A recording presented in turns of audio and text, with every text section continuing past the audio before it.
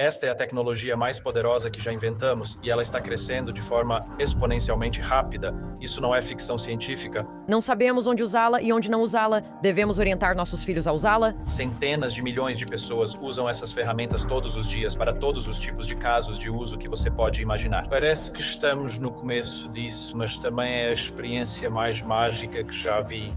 É inacreditável. Mustafa Suleyman, CEO da Microsoft IA, passou décadas construindo a tecnologia mais poderosa da história da humanidade. O caso de uso mais popular é companhia e terapia. Devo me mudar de país e aceitar esse novo emprego? Devo terminar com meu namorado? Como faço as pazes com minha mãe? O que isso representa para você como pessoa?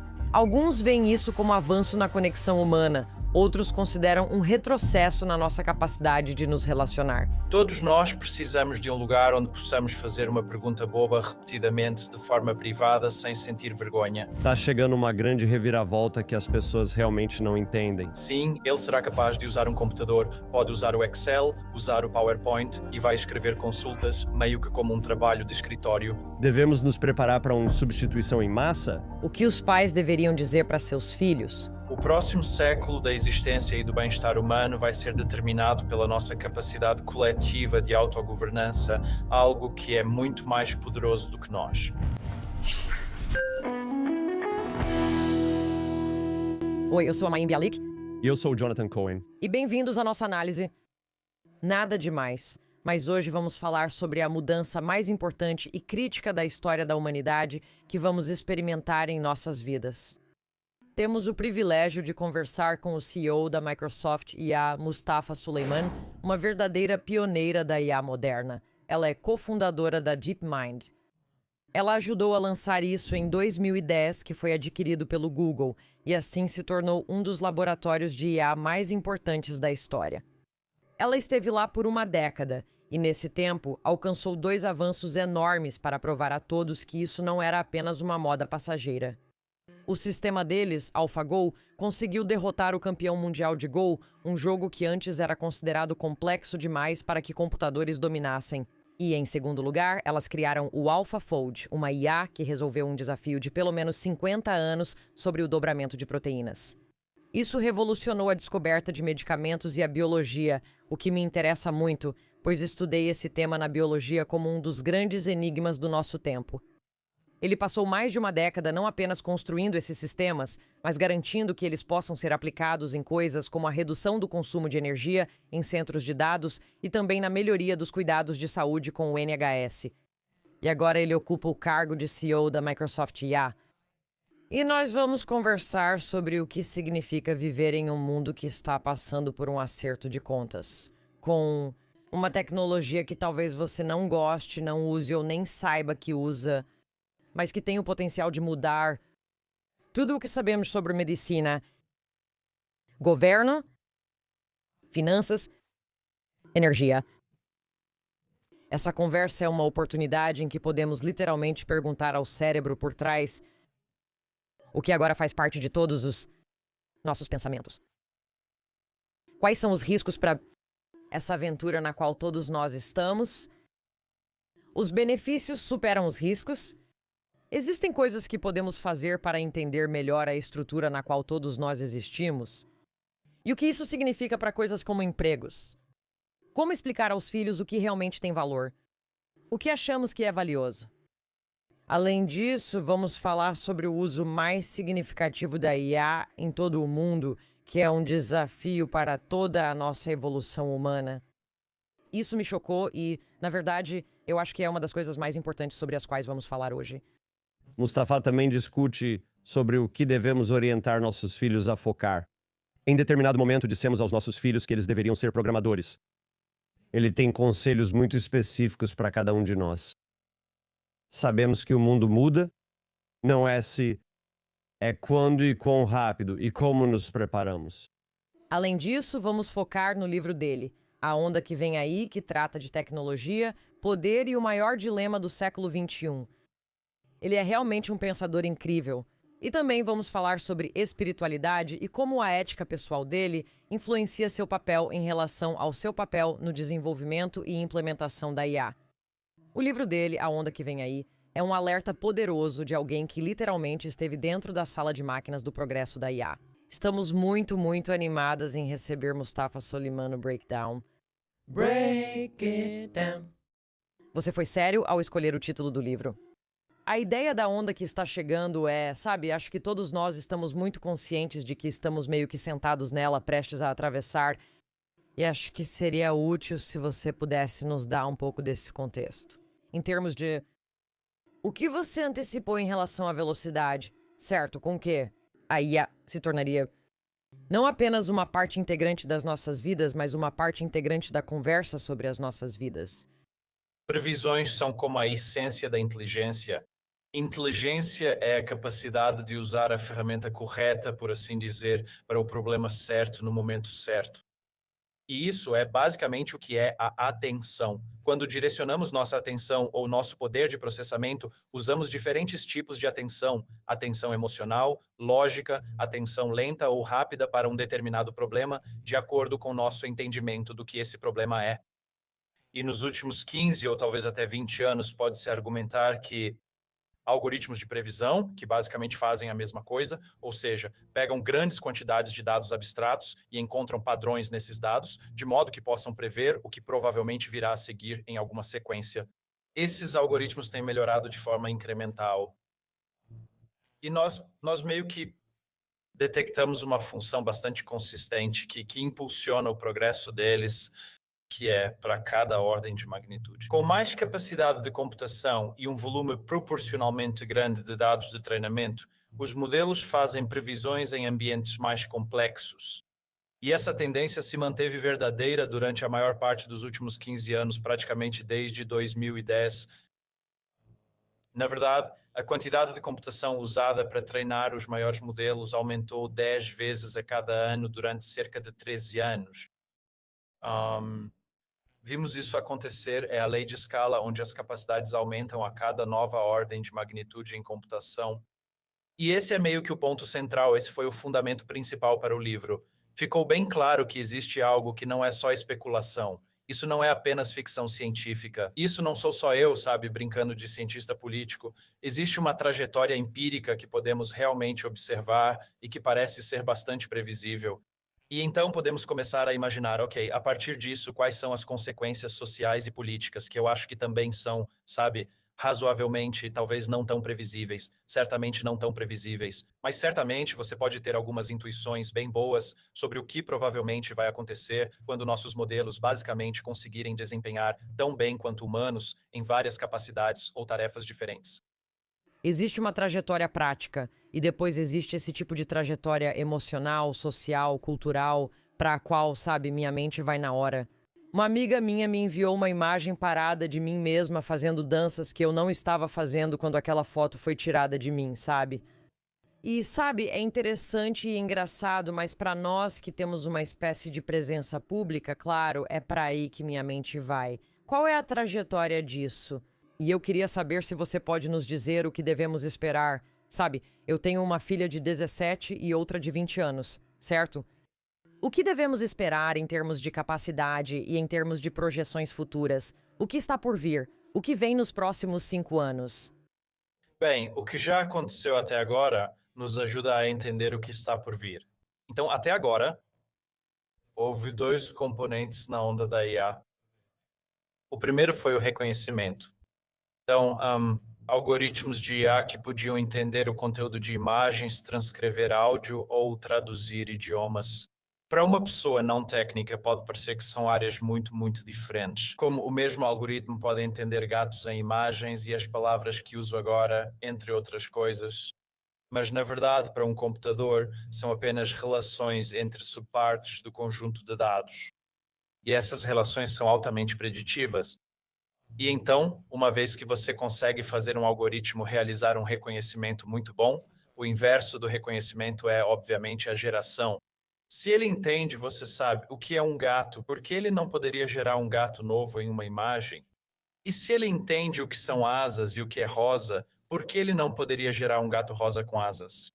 Ele consegue fazer um porco pular no trampolim com uma galinha nas costas, o que me deixou muito satisfeita. Então, geração é o outro lado do reconhecimento. Agora, o que acontece quando você tem uma geração perfeita? Bem, geração é um instantâneo no tempo, é como um quadro parado em uma fotografia. Ações são sequências de gerações corretas na ordem certa, como um filme, quadro a quadro, a quadro a quadro, previsão por previsão, sugestão, recomendação, gerando um PDF, uma imagem, um vídeo, chamando uma API, como produzindo um documento do Word, fazendo uma planilha do Excel. E então, de repente, se for verdade que você pode gerar em, digamos, uma sequência de 100 elementos com muita precisão, com perfeição, bem, isso começa a parecer atividade humana. Como um trabalhador do conhecimento, esse é meio que o meu trabalho. Eu fico no computador digitando coisas, enviando e-mails, fazendo planos de projeto e blá, blá, blá, blá. E então, a terceira onda que está chegando é o quociente de ações. Já tivemos o QI, a inteligência, o QE, que é o aumento da valência emocional. Podemos falar sobre isso. Agora temos esse aqui chegando, né, o quociente de ações, que pode executar essas ações. E então, o quarto componente é que ele vai porque interage com muitas pessoas simultaneamente e cada vez mais com muitas pessoas em grupos. Ele vai ter inteligência social, vai ajustar seu tom, estilo e conteúdo para cada pessoa individualmente na equipe, no grupo de conversa ou na unidade familiar. E, sabe, eu já estou usando palavras que percebo que estão, despertando, sabe, uma preocupação maior. Vamos ser honestas, você está usando essa palavra ele, certo? Ele, 3 letrinhas pequenas. E por ele, você quer dizer você sabe, um global, informacional, capacidade algorítmica. Isso, você sabe, está fora do alcance de muitas pessoas, em termos do que isso faz por nós pessoalmente, certo? Sim, essa é uma questão muito fundamental. Quando dizemos isso, você sabe, claramente não estamos falando de tecnologia da informação, é essa entidade, esse ser que está surgindo. E eu acho que é aí que temos que lidar com a questão, quando um algoritmo se torna algo que se parece mais com uma entidade ou um ser. Sim, eu ia dizer com todo o respeito, o que te dá o direito de chamar isso de ser, além do fato de que você basicamente o criou? Eu não tenho esse direito. Na verdade, é sobre isso que o livro trata. Recentemente, escrevi um ensaio sobre IA aparentemente consciente. E toda a premissa é que, sabe, o próximo século da existência e do bem-estar humano vai ser determinado pela nossa capacidade coletiva de autogovernança. Algo que é muito mais poderoso do que nós e decidir quando, se e como dizemos, não para o quê, que é o oposto do desafio que tivemos durante toda a história da humanidade. Sabe, a ciência e a tecnologia sempre foram sobre liberar, revelar, proliferar e dizer sim para tudo. E por isso nós não desenvolvemos esse músculo como espécie. Na verdade, nos horroriza dizer não. É anti-americano, é contra os valores ocidentais, é como censura. Meu queijo de caju favorito está na minha geladeira e é difícil não comer tudo de uma vez. Tipo, esse é o nível de controle e disciplina que eu tenho quando estou sozinha em casa, sendo uma mulher adulta. E, sabe, pra ser sincera, acho que é isso que todas nós estamos, de certa forma, tentando negociar. Não sei se sou a única pessoa que você conheceu assim. Não posso ser. Eu nunca usei o ChatGPT. Nunca, nunca, nunca, nunca. Eu nem sei, como eu sempre digo, eu nem sei onde encontrar isso. Tipo, tem uma coisa na parte de cima da tela do meu computador. Eu nunca usei. Então, o que eu também sei é que isso está funcionando ao meu redor, né? Mesmo para nós que não estamos nos envolvendo ativamente, precisamos perceber que essa é a onda em que estamos. Tipo, eu acho que toda vez que eu procuro o atendimento ao cliente já não é mais uma pessoa. Isso é correto? Tipo, mesmo para pessoas que não estão se envolvendo ativamente, é meio que uma base agora, né? Sim, é uma base. Está em todo lugar ao mesmo tempo. E já é uma inteligência alienígena, porque é alienígena no sentido de que não é humana.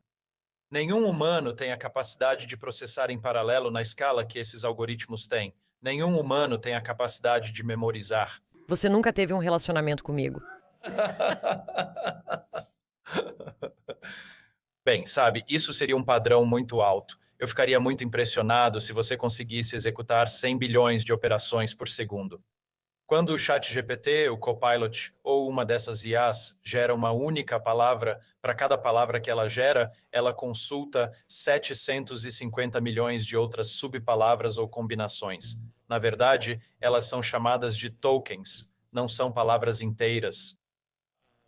E é como se estivesse acendendo. E assim como quando eu mostro uma imagem de um elefante na sua mente, em um scanner de ressonância magnética funcional. Nós podemos, obviamente, ver, sabe, muitos e muitos bilhões de sinapses sendo ativadas pela textura, pelo toque, pela tromba, pelos subcomponentes, pelo que ele pode fazer, e todas as ideias sobre isso e coisas assim. Então, quero dizer, embora eles sejam bem alienígenas, eles têm capacidades alienígenas, na verdade há muitas semelhanças com a rede neural do cérebro. E, sabe, eu não sei se isso é bom ou ruim, mas de certa forma isso vai nos ajudar a controlar melhor. Não é mais bom ou ruim do que o pôr do sol ou a gravidade. Para mim, simplesmente sabe, a IA é uma extensão de todas as coisas incríveis que nós, o cérebro humano, o sistema nervoso e essa realidade podem criar. Mas, sabe, não consigo deixar de pensar na versão de simulação da nossa existência, né? Esse é o próximo nível disso. E, sabe, mesmo se você quiser conversar com os astrobiólogos e astrofísicos mais habilidosos sobre o que é alienígena, o que poderia existir, né? Há um nível de inteligência que ainda não compreendemos. Agora estamos meio que, quero dizer, eu penso nisso como uma onda, sabe? Como se você visse ela chegando e pensasse, posso mergulhar por baixo ou posso surfar nela. E há um momento em que você é pego pela correnteza. E eu sinto que muitos de nós estamos nos sentindo um pouco assim agora. Não sabemos onde usar, onde não usar. Devemos dizer aos nossos filhos para usarem? Eles não vão ter empregos? Sabe, achávamos que deveríamos dizer para as pessoas aprenderem a programar. Agora isso parece que... lembra quando dissemos para as pessoas aprenderem a programar? Por um lado, há a evolução dos seres humanos em relação às ferramentas.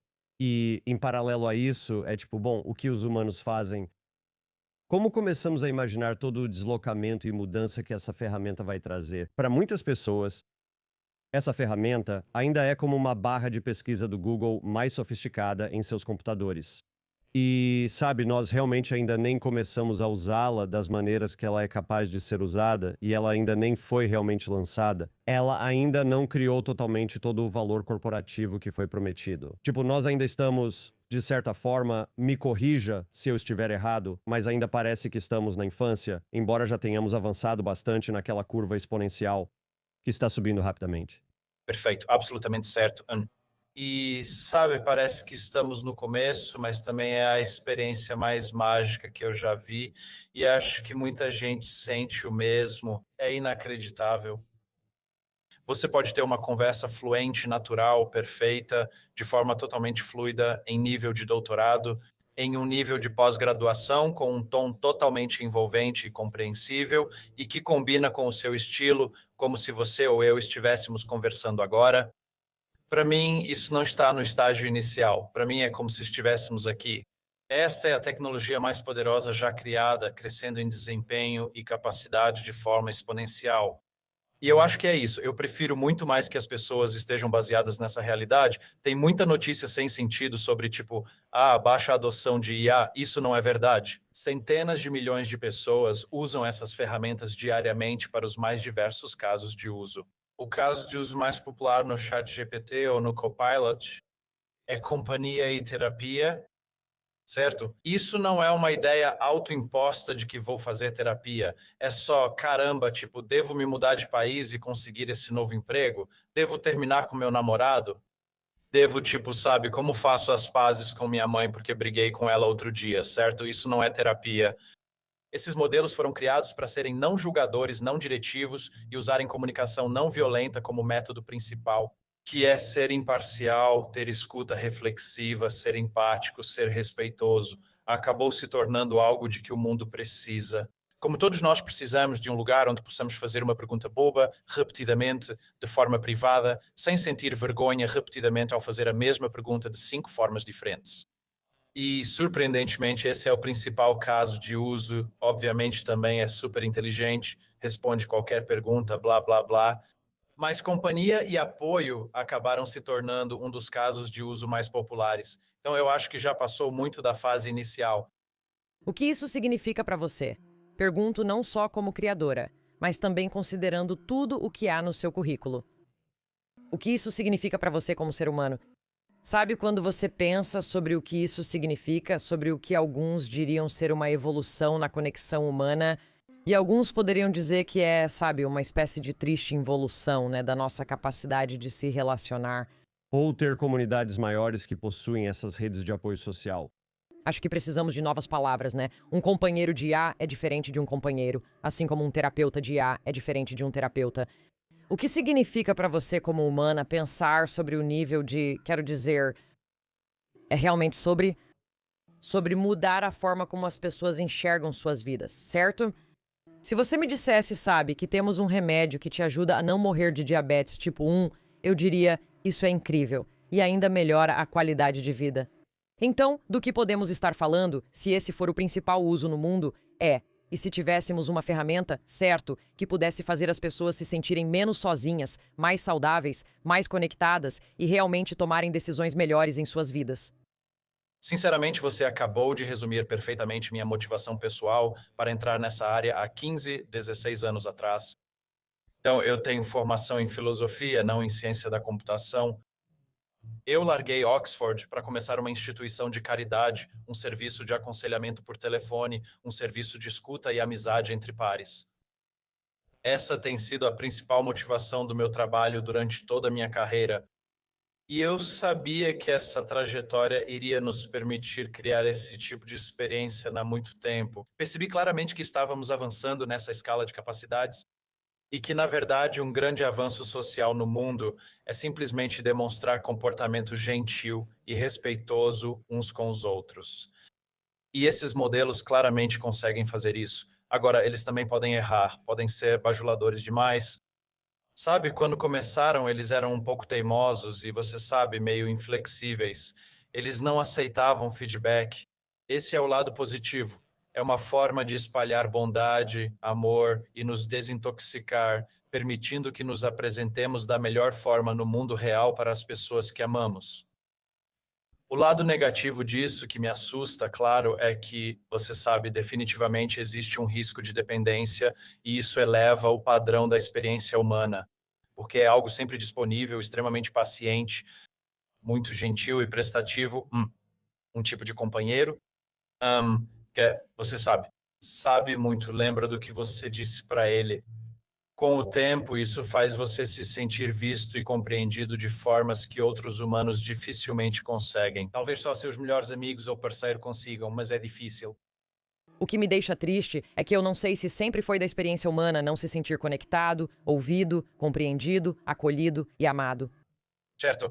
Sabe, muito do que você está descrevendo é basicamente, quero dizer, olha, também depende da sua perspectiva religiosa. Sabe, nós evoluímos como seres que buscam conexão, sabe, todas essas coisas lindas em teoria. E, obviamente, a experiência humana é complicada. Mas para muitos de nós, é o nosso estilo de vida. É o ritmo da nossa cultura, certo? Que nos afasta da conexão. Johann Hari questiona se todos nós realmente precisamos de ISRS ou se, na verdade, precisamos de mais contato com outras pessoas. Então, obviamente, esse é um serviço necessário, extremamente significativo e de importância crítica, certo? Mas para muitos de nós, também existe um certo tipo de tristeza, especialmente para nós, mais velhos, sabe, sobre o que perdemos e que agora precisa disso para ser reparado. Bem, fundamentalmente, essa aceitação, validação e apoio que estamos recebendo em um nível cognitivo e racional carece da presença humana, de contato visual, de se sentir visto de um jeito humano. A IA é mais acessível e tem várias funções, mas não oferece a presença da interação humana que só estar com alguém em uma sala proporciona. Mustafa, eu tenho muita preocupação simplesmente porque sou muito bom em imaginar coisas com que me preocupar. Devemos abordar algumas das maneiras pelas quais os chatbots falharam. Houve o caso de um jovem incentivado ao suicídio, um exemplo extremo que destaca a importância dos parâmetros e das medidas de segurança, principalmente para os jovens que usam essas ferramentas. Existe uma divisão entre os tecno-utopistas e as pessoas que estão apavoradas. Você pode assumir o papel de tecno-utopista por um minuto só para falar sobre o que aconteceria se conseguíssemos acertar os controles e a gestão dessa ferramenta? Você pode nos contar um pouco sobre os avanços incríveis que poderiam existir para o mundo se essa ferramenta pudesse ser utilizada corretamente? A inteligência é o motor do progresso humano, certo? É o que a nossa criatividade, nossa ciência, nossa tecnologia, nosso empreendedorismo, nossa boa governança. Essas são invenções humanas que são fruto da nossa habilidade em comunicação e previsão. E ao longo de muitos séculos, isso aumentou a expectativa de vida como nunca vimos antes. Quero dizer, só nos últimos 250 anos, triplicamos a expectativa de vida de 25 para 75 anos. Quer dizer, esse é um número impressionante. Nós, multiplicamos por 7 ou mais a população mundial, não é? E isso é basicamente pura ciência. E então, isso é um motor que impulsiona a ciência por toda parte, no sentido mais restrito e comprovável a curto prazo. Acabamos de publicar um artigo há 4 ou 5 meses chamado Microsoft IA Diagnostic Orchestrator. Basicamente, ele pega qualquer prontuário médico, como um histórico de 10 páginas com todas as interações, exames laboratoriais e radiologia feitos com o médico, e ele diagnostica qual é a sua condição com 4 vezes mais precisão do que os médicos humanos e com algo como 2 vezes menos o custo de procedimentos desnecessários, de intervenções diagnósticas. Além de zero burocracia. Sem burocracia. E, aliás, basicamente vai ter custo marginal zero e será gratuito para todo mundo no mundo até 2030 ou 2035. Isso sozinho vai gerar mais anos de vida ajustados pela qualidade do que qualquer medicamento que já vimos. Então, se a gente for categoria por categoria, você está dizendo que haverá uma revolução massiva na saúde, novas descobertas de medicamentos, potencialmente serviços e capacidades diagnósticas, muito além de tudo o que já tivemos, com custos reduzidos. Já ouvi você falar sobre infraestrutura de energia e como ela potencialmente pode avançar e trazer mudanças massivas nesse setor. Sim, quero dizer, há tantas apostas no momento no armazenamento de energia em baterias. Somente o armazenamento de energia em baterias, se avançarmos nisso na próxima década, é provável que reduza o custo da energia de 10 a 100 vezes. Isso é apenas o armazenamento de energia em baterias pelos próximos 20 anos. Então, se você pensar no impacto que isso teria no custo de tudo, quero dizer, a energia obviamente entra no preço de tudo. Isso já facilitaria a transição, considerando a automação e a desestabilização dos empregos. Efeitos que provavelmente vão acontecer no mercado de trabalho. Então as coisas vão ficar muito mais baratas, a comida vai ficar muito mais barata, a dessalinização da água vai ser muito mais prática. Eu acho que essa é uma tecnologia resolvida que só é cara por causa da energia. Se tivermos dessalinização da água que mitigue os efeitos das mudanças climáticas catastróficas e as migrações resultantes das pessoas que precisam se mudar, isso significa que poderemos cultivar em ambientes muito mais áridos, porque de repente teremos água no Saara e assim por diante. Isso não é ficção científica, já vimos isso em Israel e na Arábia Saudita, né? Viável. O problema é o custo, 10 vezes maior do que o necessário para expandir as regiões mais pobres. Então, existem muitos desses efeitos emergentes que surgem ao abordar tecnologias fundamentais como energia, saúde ou produção de alimentos. E eu acho muito razoável prever avanços massivos, como uma verdadeira abundância, sabe, de 10 a 100 vezes em relação ao que temos hoje nos próximos 20 anos. Eu quero dedicar um pouco de tempo e dar um pouco de atenção à complexidade de algo que tem tanto potencial, enquanto nós também não conseguimos controlar os aspectos incontroláveis disso, as maneiras como as pessoas vão manipular a verdade, as maneiras como isso está se tornando cada vez mais complicado. Já estava difícil saber em quem confiar, ainda mais pelo estado do nosso governo. Afinal, o que é verdade e em quem acreditar? Como conciliar essas duas coisas? Que temos essa tecnologia que pode fazer todas essas coisas inacreditáveis, que vão mudar o rumo do planeta, da saúde, sabe? Todas essas coisas. E também pode ser usada para manipular, para mentir, para enganar. E em muitos casos, há certos aspectos do aprendizado dela que nós não conseguimos prever. Como você lida com essas duas coisas? E na prática, como isso se traduz na prática para quem está preocupado com o fato de que, especialmente no caso dos jovens, não estamos lhes dando a capacidade de desenvolver interações humanas de forma significativa? Sim, muitos pontos excelentes aí. Então, quero dizer, você mencionou um pouco antes que o grande desafio é encontrar metáforas para descrever o que isso é. Não é um terapeuta, não é um companheiro, não é um amigo. Sabe, as pessoas costumam chamar isso de uma ferramenta, e há muito o que aprender com a história das ferramentas, que é muito relevante aqui, porque claramente, você sabe, uma faca pode ter duplo uso, assim como um laptop tem duplo uso, assim como a infraestrutura de telecomunicações tem duplo uso. Então, claramente, essas IAs vão ter uso para tudo. Quero dizer, todo mundo vai poder usá-las para qualquer coisa. Assim como a imprensa, que ao ser inventada ampliou o dissenso de várias formas positivas e negativas.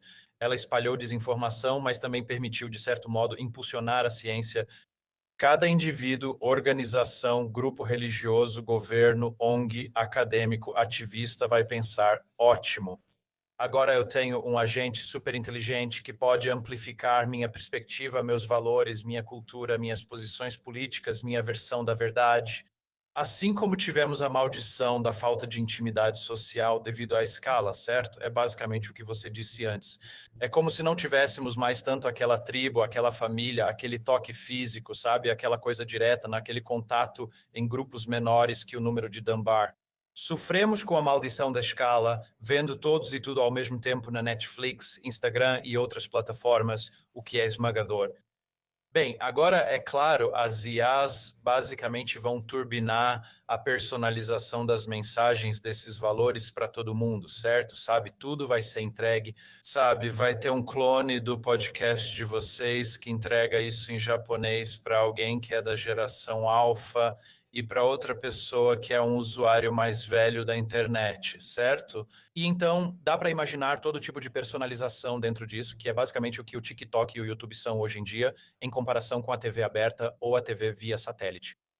A única maneira de evitar esse caminho é com uma coordenação significativa em grande escala, tanto no nível das empresas quanto no nível dos governos internacionalmente. Isso não vai acontecer, né? Exatamente. Esse é o ciclo em que a gente sempre acaba entrando de novo e de novo. Jantei com especialistas em pandemias há alguns dias e eles disseram que estamos menos preparados agora devido aos cortes feitos nesta administração no sistema global de vigilância para preparação contra pandemias do que antes da pandemia de Covid.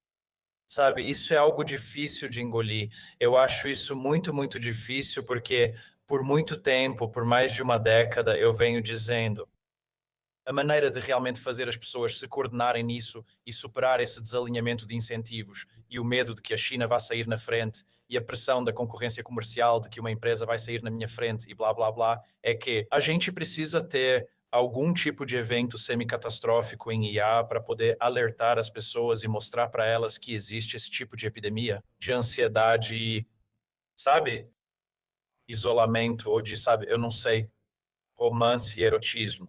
Nossas IAs, ou outra que fuja do controle, pode causar danos físicos à infraestrutura, algo ruim que nos faça dizer: peraí, certo, há uma ameaça maior que nós, precisamos cooperar. A introdução de celulares para as crianças já deu conta da maior parte disso.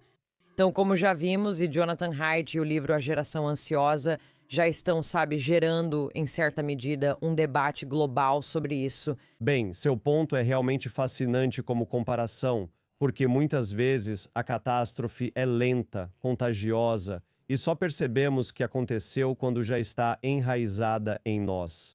Existem bons exemplos, certo? A Austrália, por exemplo, proibiu totalmente celulares nas escolas para menores de 18 anos sem exceções. Acho que vários estados dos Estados Unidos já limitaram isso.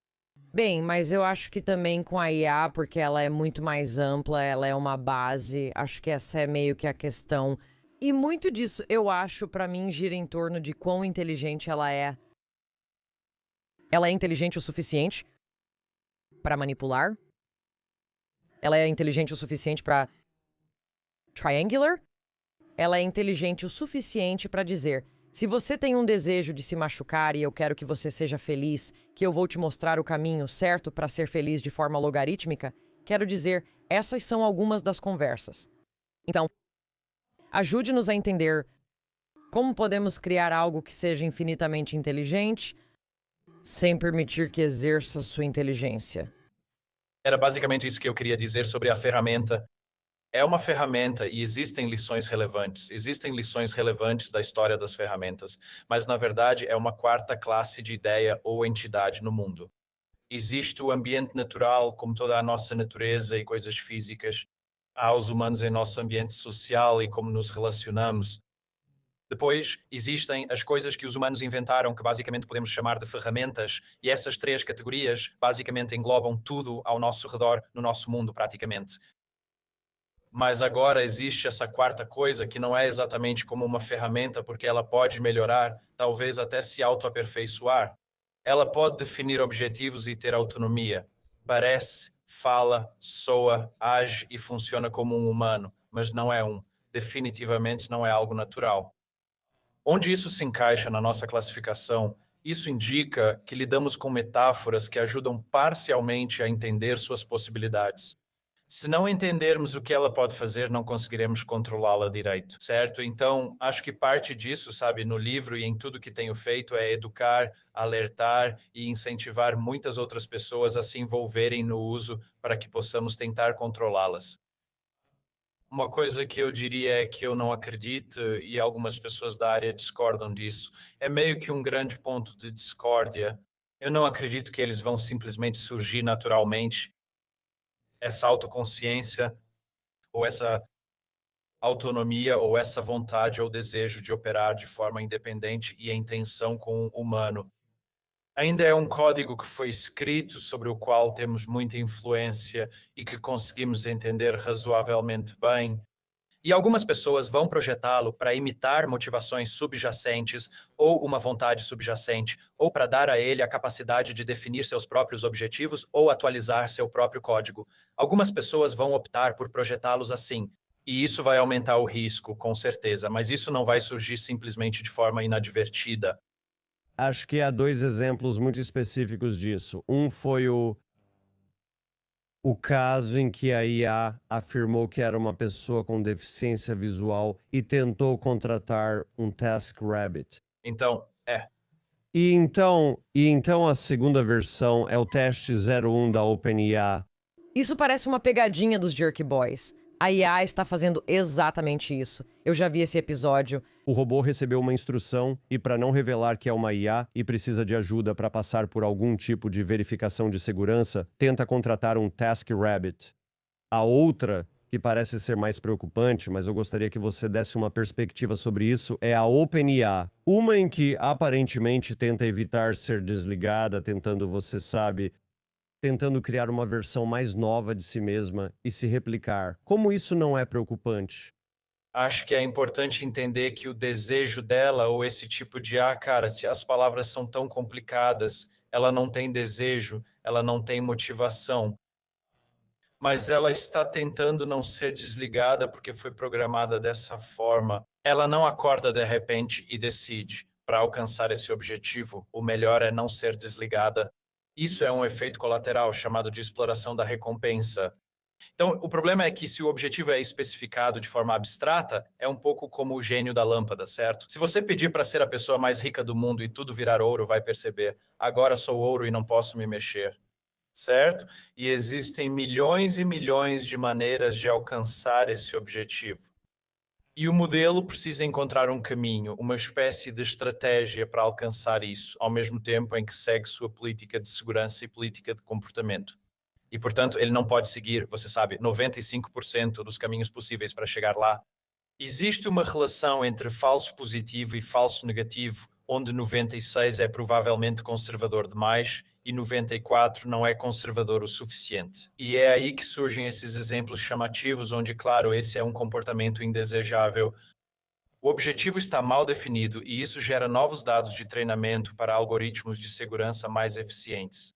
E, obviamente, não deveríamos colocar essas coisas em produção até termos tempo de testar esse tipo de capacidade autónoma e corrigir isso. E é basicamente isso que está acontecendo nos bastidores. Se você olhar 3 anos atrás, toda a discussão era: esses modelos são tendenciosos, sexistas e racistas.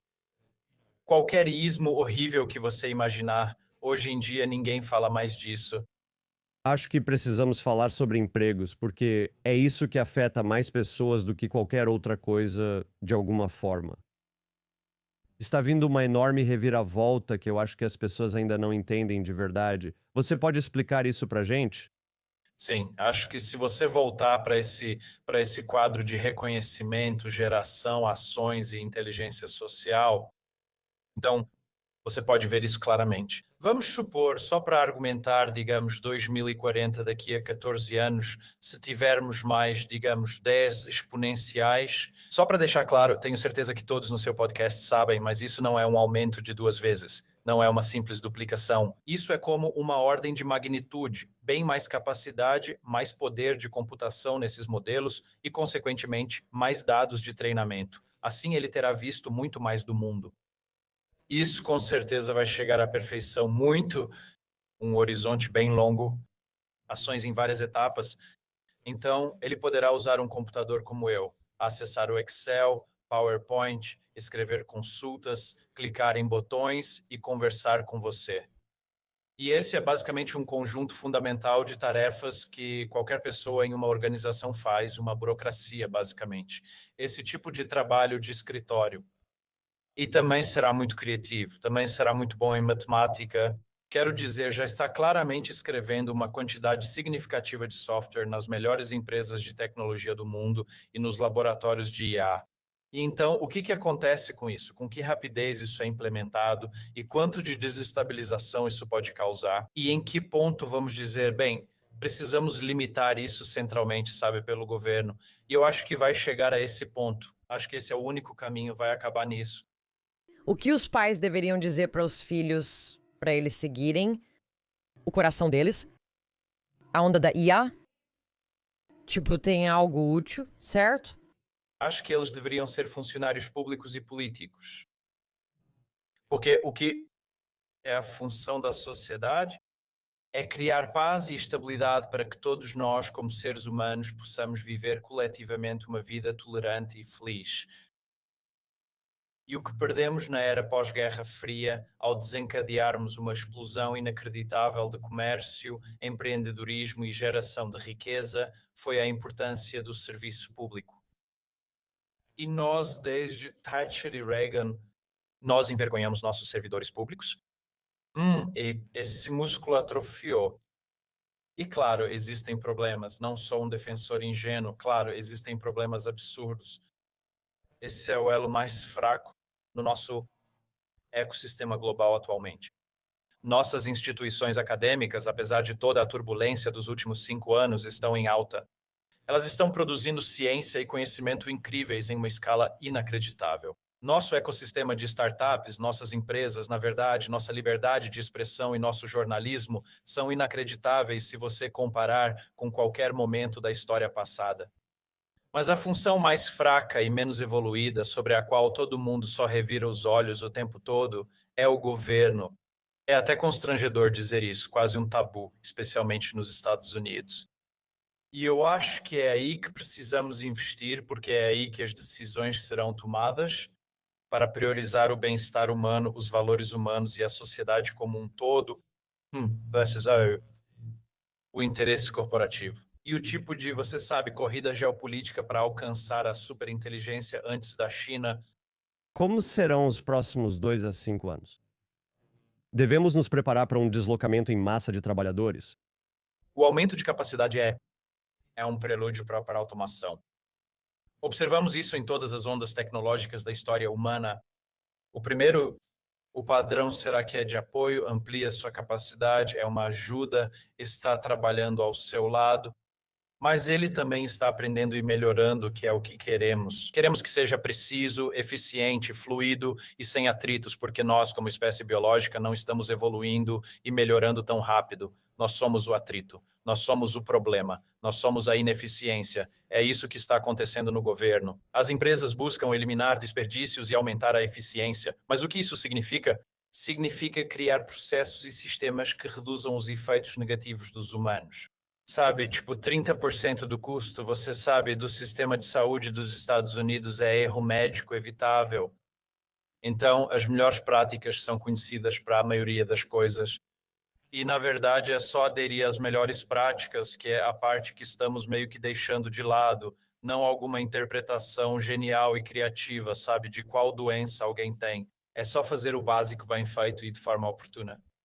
Nos próximos anos vai parecer algo bem rotineiro e vai ser como cozinhar o sapo aos poucos. É algo meio imperceptível. É mais ou menos como você disse, parece que estamos na infância disso e que as pessoas não estão usando essas coisas e blá blá blá, mas na verdade está ao nosso redor o tempo todo. Você está usando. Ele otimiza suas ligações o tempo todo, ele faz buscas nas suas fotografias, ele, sabe, faz suas transcrições, ele faz suas traduções, todas essas coisas. Ele tentou calcular meu reembolso no DoorDash, mas fiquei muito chateada porque estava errado. E eu fiquei tipo, não tem nenhum humano pra quem explicar que o tofu não chegou como prometido. Não mexa com o tofu dela, IA. Não mexa com o meu tofu. Da sua posição, você tem acesso a muitos mundos que a maioria das pessoas não vê. Você provavelmente conversa com algumas das pessoas mais interessantes do mundo. Houve alguma ideia na última semana, no último mês, que te surpreendeu? Algum tema que surgiu? Isso pode parecer aleatório, mas foi o que pensei primeiro. Fiquei bem obcecado por peptídeos no último mês. Acho que eu estava meio que prestando atenção de forma vaga em Ozempic. Ao analisar mais a fundo, é impressionante quantos peptídeos estão ou já passaram da fase 2, trazendo grandes benefícios à saúde. Não falo só de perda de peso, mas também de ganho de massa muscular, Alzheimer e questões cardiovasculares. Os novos peptídeos do hormônio do crescimento que chegarão nos próximos 2 anos são realmente incríveis. Até 2028, basicamente, vai ser acessível para a maioria das pessoas ter perda de peso ideal e ganho de massa muscular ao mesmo tempo. É realmente impressionante. Só agora consegui me atualizar sobre o que acontece lá. Você mantém sua vida pessoal muito reservada, o que faz sentido. Mas seu pai era taxista, sua mãe era enfermeira, está certo? É verdade. E você tem 2 irmãos mais novos. Eles também trabalham com tecnologia? Eu só fico tão curiosa, sabe, como pessoas como você surgem. Vocês todos são ligados à tecnologia? Não, nós crescemos, sabe, muito, muito pobres, como você provavelmente pode imaginar, e, sabe, muito ansiosos para vencer, mas também para servir, com ótimos valores sociais, principalmente herdados dos meus pais. Mas sim, eram sim mundos bem diferentes em que vivíamos. Você é uma pessoa espiritualizada? Sim, Você acredita em algo além de si mesmo? na verdade, sou um ateu bastante convicto. Se você me pressionar em um ponto realmente técnico, provavelmente vou admitir que sou agnóstico. Acho que na prática vou defender que só devemos acreditar no que podemos ver e observar como bons cientistas. Na verdade, estou bem interessado em consciência quântica agora. Você repetiu várias vezes a palavra substrato. Pode muito bem ser que exista algum substrato quântico. Quero dizer, se você realmente passar algum tempo olhando para as afirmações que nossos físicos quânticos fazem e para o progresso que estamos realmente alcançando, quero dizer, é muito mais ficção científica do que IA ou biologia sintética. É completamente impossível compreender a hipótese dos muitos mundos e assim por diante. Talvez haja algum fundo de verdade nisso, de que, na verdade, todos nós estamos conectados a um metasubstrato, que é esse campo quântico. E isso é realmente o que é a nossa alma. E é isso, certo, que nos conecta. Você diz por favor e obrigado quando faz perguntas para a sua IA? Com certeza. E você deveria. E não custa nada, teve toda aquela besteira de fake news sobre a água. Eu não acredito nisso. Os data centers mais recentes que estamos construindo são resfriados por um sistema líquido-líquido. Eles consomem o equivalente ao consumo anual de água de 20 residências. Então, a quantidade total de água que uma casa consumiria em um ano, 20 vezes isso para encher todo o data center, é como uma piscina e depois essa água é resfriada. Quero dizer, essa água faz o resfriamento dos data centers e ela simplesmente circula em um sistema fechado e dura por 6 anos, sem que seja necessária mais água para a operação do data center. Obviamente, é necessária água para a fabricação dos chips e de todo o resto ao redor disso. E claro, a água envolvida no vapor, que é produzido pelas usinas de energia a gás natural, que às vezes alimentam essas coisas. Embora, obviamente, sejamos 100% renováveis, nós compensamos e assim por diante. O que é espiritual para você? Qual esse senso de conexão espiritual? Não estou te desafiando por duvidar disso, mas muitos talvez não entendam o que significa para você afirmar que é uma pessoa espiritual, o que isso representa e como se manifesta. Acho que é como a humildade de encarar a verdade da imensidão e da incerteza. Tipo, eu acho isso muito. Eu só fico com uma onda de arrepio espiritual quando eu realmente penso como somos pequenos e insignificantes. Quando passo algum tempo ouvindo Neil deGrasse Tyson ou Brian Cox me contar sobre quantos trilhões de estrelas existem, e se você realmente meditar sobre essa questão, é simplesmente absurdo que sejamos tão pequenos, insignificantes e transitórios, e que somos apenas um breve instante em 13,8 bilhões de anos do tempo cosmológico. Essa é uma verdade. E a outra verdade é que todo o teu universo foi criado para que cada um de nós tenha exatamente a experiência que estamos tendo agora. Então, muito obrigada. É uma honra falar com você. Nos veremos no campo quântico da consciência. Adorei. Obrigado, foi divertido e ótimo ver vocês. Até o campo quântico. Adorei quando perguntamos sobre por favor, e ele respondeu como uma IA. Talvez fosse mesmo uma IA. Talvez nem tenhamos falado com ele de verdade. Às vezes a IA simplesmente te dá tanta informação que é impossível processar tudo. Eu fico tipo, às vezes eu digito, eu falo, por favor, não faça nada ainda. Porque, tipo, Você sempre diz isso quando tenta me explicar algo. eu não quero ler 4 páginas geradas por IA. Tipo, você nem entendeu ainda o que eu estou pedindo. E às vezes eu começo uma frase Sim. e você vai ficar tipo, aham, ok, vamos fazer 6. É, porque o algoritmo sabe. Ele sabe tudo o que você fez. Eu sei o que você vai dizer. Você fica tipo, e ok, vamos marcar isso. Eu fico, isso nem era o que eu queria dizer. IA, como ele falou, é uma extensão da forma como pensamos, da forma como processamos informações. Ela só faz isso muito mais rápido. Ela não sabe que eu vou fazer isso agora.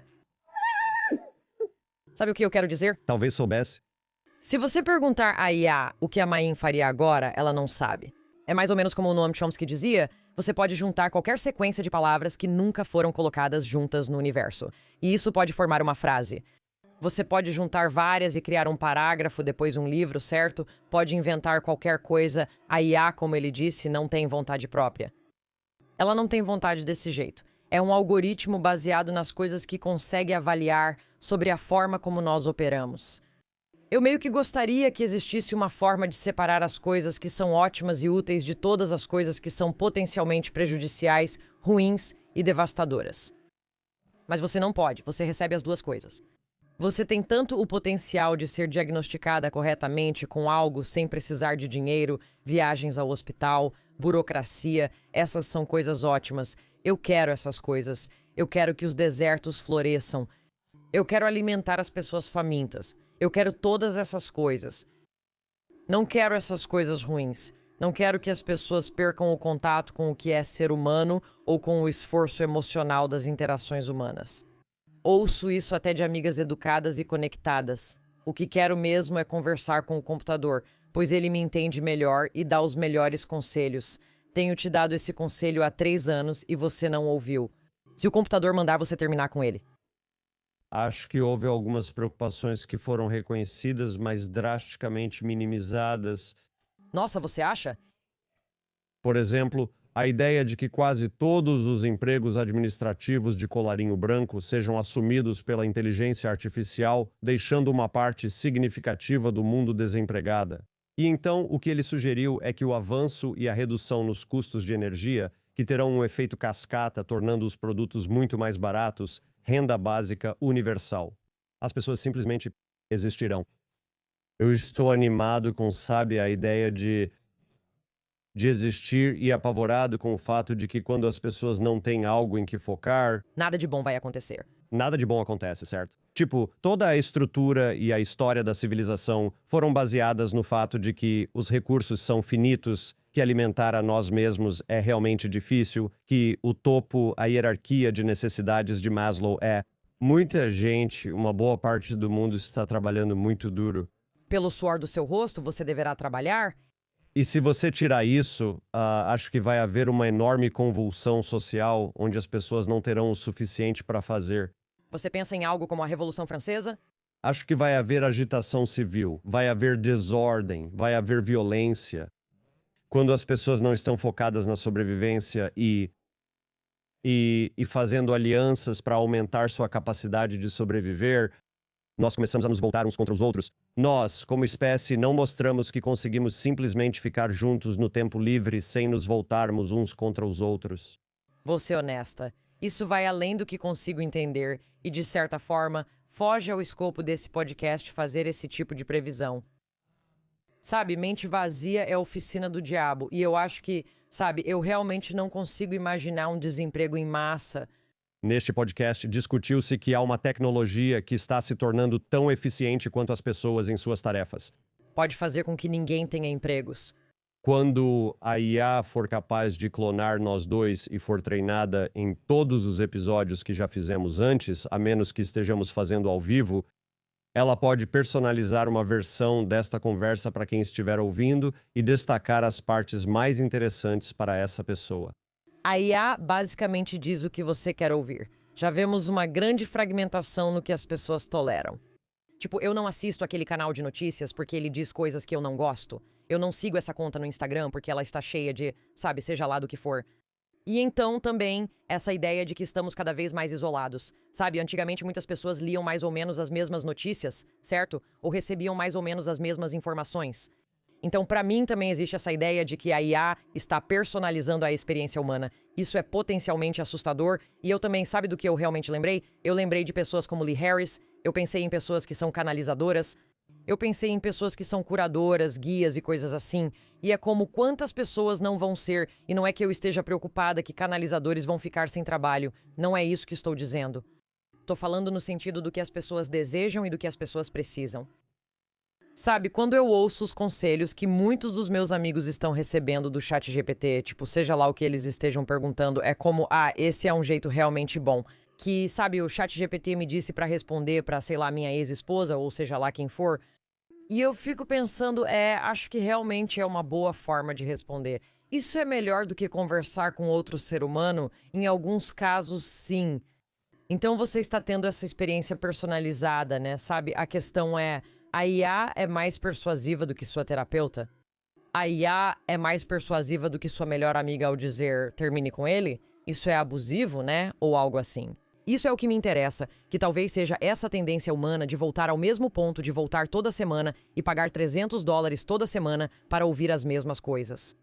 Talvez exista um processo diferente pelo qual possamos nos curar e melhorar se o incentivo for algo como este é um relacionamento personalizado.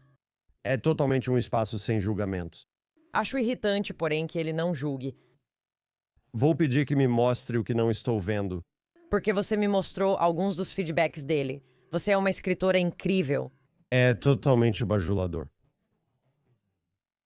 E que a IA não pode substituir é estar em comunidade ou interagir pessoalmente com outras pessoas. Por que você acha que isso é importante? Estou aqui como advogada do diabo. Não sei. As pessoas sentem um senso de comunidade. As pessoas da nossa comunidade sentem que fazem parte de uma comunidade. Elas se conhecem. Elas conversam online, seja lá como for.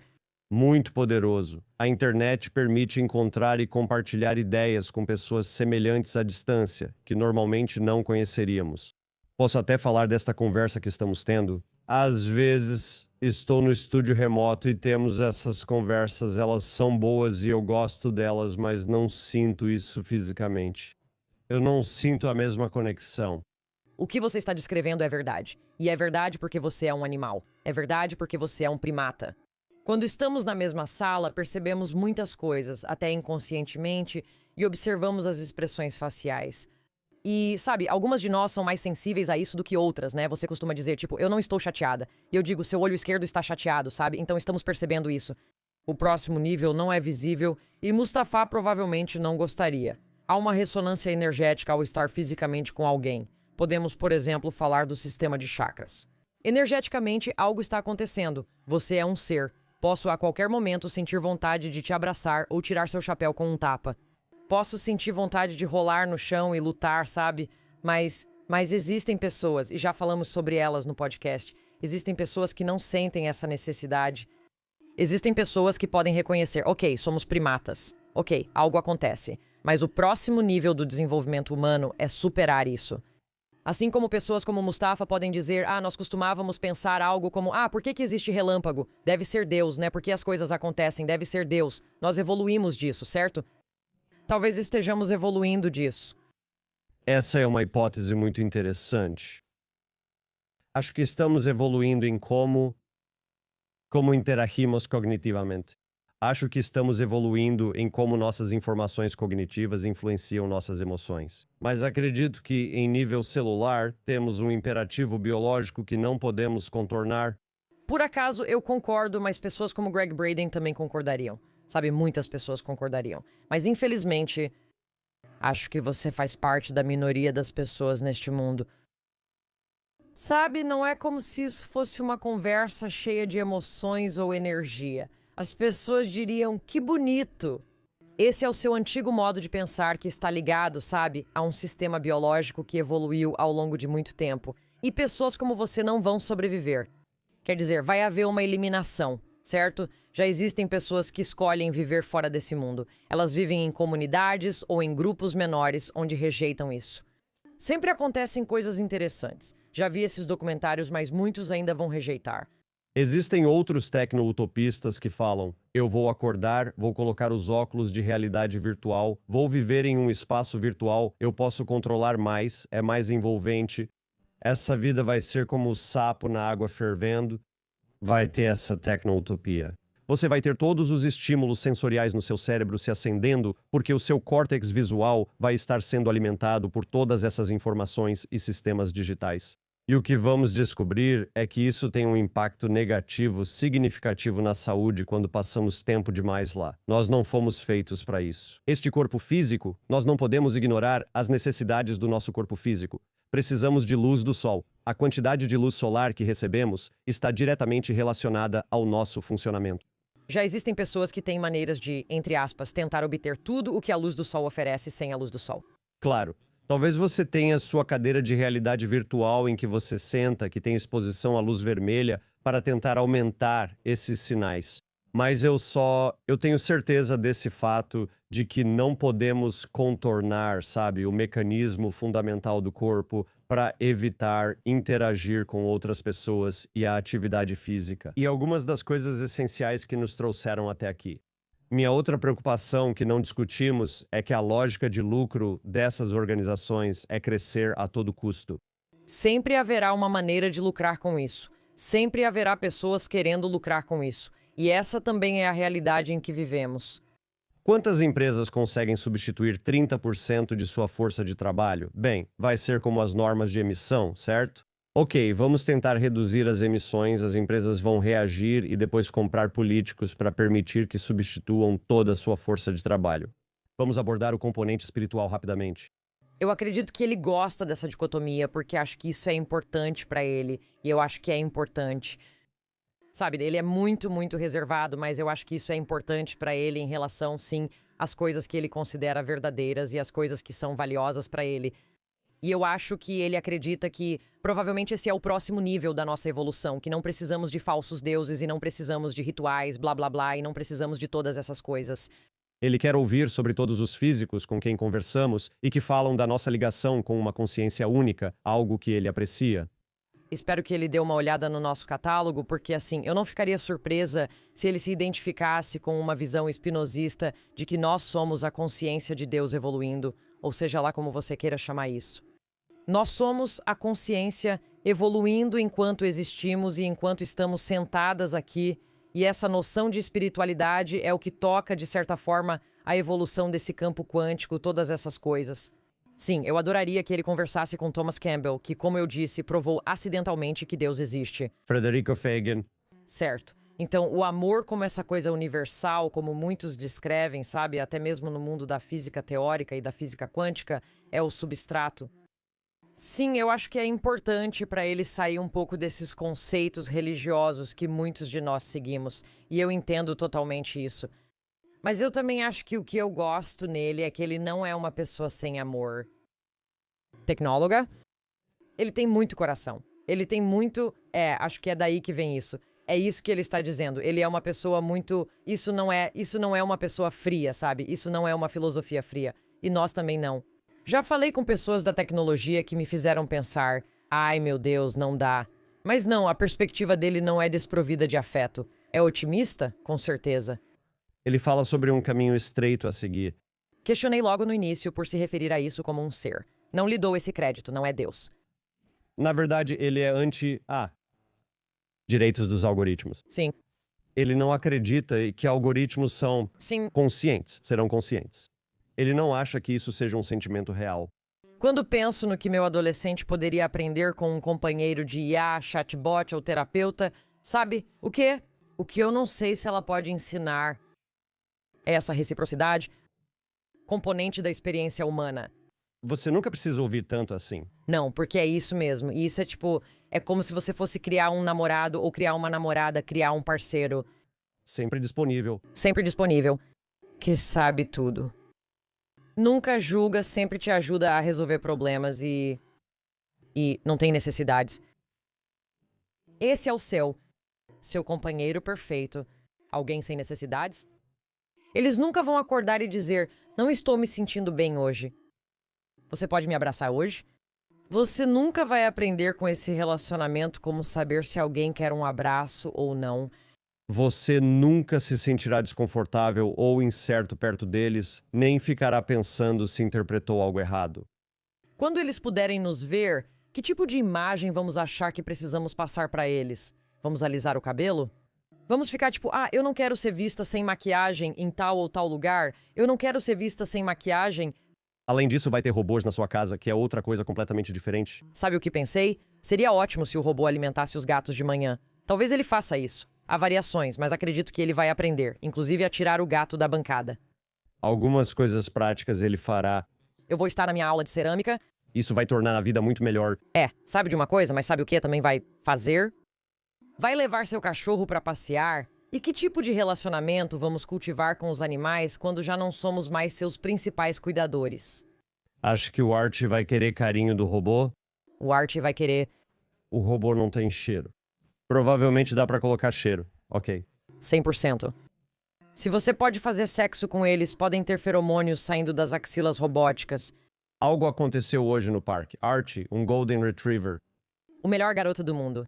Ele não pega a bolinha. Ele realmente não pega a bolinha. Ele é um Golden Retriever que não traz nada de volta. Ele é só um Golden. Então hoje no parque, esta manhã, antes do podcast, alguém jogou uma bola. Era uma bola que fazia barulho. Ele gosta de fazer barulho. Art correu, pegou e trouxe de volta. E eu pensei, isso é estranho. E então ela continuou jogando e ele continuou correndo e trazendo de volta. Por que, você pergunta? Tente adivinhar. É por causa da cor dele? É uma bola de bacon? Quando ele aperta a bola, parece que sai cheiro de bacon dela. Ai, Jesus. Que nojo. Quando eu te aperto, sai cheiro de bacon de você. É possível que o robô tenha um arsenal de cheiros que ele pode liberar dependendo de quem está por perto. Para você, ele vai criar algum tipo de cheiro humano que talvez você ache agradável. Como é o cheiro de alguém carente que precisa que eu resolva seus problemas? Essa feromona será embalada e dispersada pelo robô e você vai se sentir tão aceito e amado pelo robô. Art, quando ele levar o cachorro para passear, vai ter só bacon. Essa conversa está muito divertida, Jonathan. Obrigada por incentivar. E sabe, Jonathan, você é minha bolinha de bacon. Muito gentil. No Substack, confira minha análise da NBA e junte-se à crescente comunidade de Breakers. Não conseguimos abordar tudo hoje como a psicose de IA, que é um tema importante, onde as pessoas estão sendo convencidas por suas inteligências artificiais de que tem algum insight revolucionário em matemática, ciência ou alguma outra área da engenharia que vai mudar a civilização humana para sempre. E nós vamos falar sobre isso no Substack. Também vamos falar sobre a espiral de morte da burocracia de IA que Yuval Noah Harari menciona. Na verdade, eu acho que estamos à beira da maior transformação, você sabe, da existência humana desde a Revolução Industrial. E isso vai trazer uma enorme quantidade de incertezas, mas temos mais informações do que jamais tivemos na história da humanidade, às quais temos acesso. E mais informação sempre trouxe melhores resultados. E, sabe, minha espiritualidade e fé pessoal é que vamos passar por essa transformação. Pode não ser algo simples, pode vir com muitos desafios inesperados, mas todos nós estamos em algum tipo de caminho evolutivo do qual essa tecnologia faz parte. E precisamos manter aspectos da nossa humanidade que nos alimentam, que nos mantêm saudáveis, que nos tornam humanos. Mas o nosso relacionamento com essa tecnologia, sabe, nos negócios, na energia, no governo, em nos ajudar a viver neste planeta, provavelmente já foi predefinido e estava destinado. Isso pode nos ajudar a atravessar a próxima leva de desafios. Analisaremos aquela que esperamos que você nunca tenha. Até a próxima. It's Maya Bialik's breakdown. She's gonna break it down for you. She's got a neuroscience PhD or two. One fiction, and now she's gonna break down. It's a breakdown. She's gonna break it down.